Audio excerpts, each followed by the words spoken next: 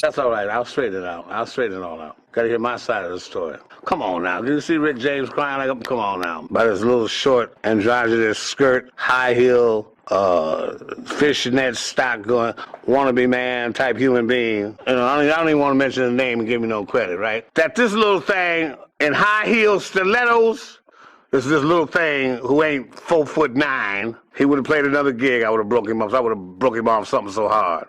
4'9". How could you imagine a 4'9" beating a 6'1" brother? Bad, that little shit. A little 4'9" androgynous wannabe, don't know what color he is. Come on now, let's get this story straight. The beef between the duo is a real strange one.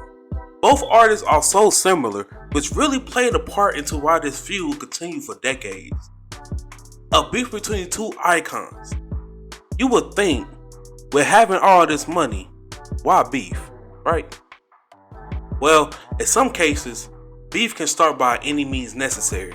It could be over a girl, an idea, stealing somebody's moves, anything. In this case, it's all the above.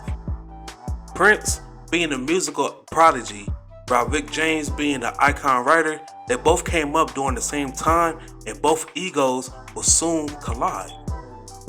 So, if you made it this far, go ahead and leave a like on the video, subscribe to the channel, and also push that post notification bell for weekly uploads. Now without further ado, welcome to the beef behind the music.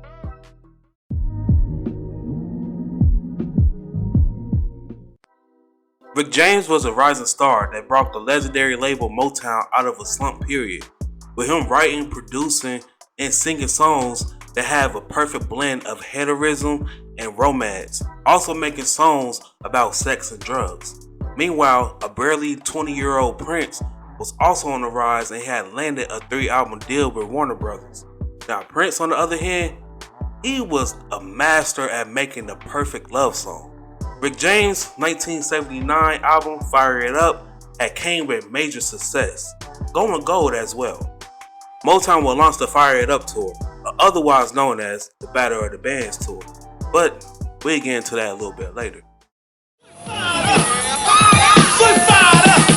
The 1980 Fire It Up tour with Rick James and the Stone City Band.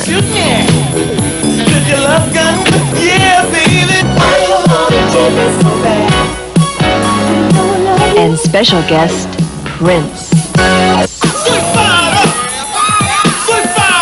Come and see it. For this tour, Rick James, he needed some openers. He already had Tina Marie, he just needed one more act. And the crew, that would come across a magazine that had featured Prince on the cover. During this time, Prince, he had just got kicked off the Rolling Stones tour. So Rick James, he invited him on his tour. Rick was the one who chose him to come out and open up on his tour because he was released from the Rolling Stones tour because they didn't care for him that much. Rick came to the band and asked, "What you think about Prince?" Rick's thing was, when he was coming out, there was no Prince. Now, Prince had some records. Prince was a little softer, but that shit was funky.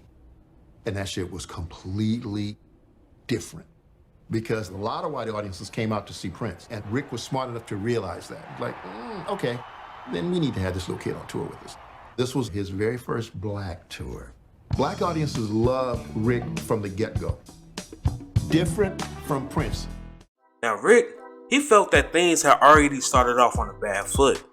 As he was giving Prince a shot, he felt that Prince should have thanked him and introduced himself to the rest of the crew, but he didn't. The Fire It Up tour was booked for 40 dates. That's a lot of time, but a lot of tension building up. Coming off the first show, the two that was already trying to one-up each other on every show. According to Levi Ruffin Jr., he said that Prince will always stand on the side of the stage and watch their performances. But Rick used to get mad because I remember him saying, "That little motherfucker got me working hard." Because he was a bad little motherfucker, man. He was funky. Every show, Rick was on the side of the stage watching Prince. Prince was on the side of the stage watching Rick. They both understood where this shit was about to go. I think Prince, if he was in this room, God bless his soul, He would say it. Prince would do his show, and then we do ours. And 9 times out of 10, when we got finished with our show, people forgot who the fuck the opening act was. We used to kick his little ass every motherfucking night. I mean, we blowing up shit on stage, pyrotechnics and shit, bitches and whatnot. We had ballerinas dancing shit for us, man. You can't do that. Damn, who was opening up? Oh, yeah, that was Prince. They would forget when we got through with that ass. Now, Rick James, he didn't like Prince and Tina Marie relationship as the two began to get closer during the tour. Now, doing my research, I discovered that Rick James had supposedly dated Vanity before Prince. But Rick James accused Prince of stealing a lot of things, like the way he dressed, his on-stage presence, to his musical ideas. And according to Rick James, he had a concept of an all-girls band first. And he was going to call them the Color Girls, but he decided to change it and call them the Mary Jane Girls. That next year, the Mary Jane Girls had debuted and Prince had released Vanity 6. When it came to producing talent, duo was like Magic Johnson and Larry Bird. They always were trying to get one up on each other. Prince, he produced Vanity 6 and The Time. By Rick James, he had produced the Mary Jane Girls, Process, and the Do-Rags. At this point, it was just petty beefs.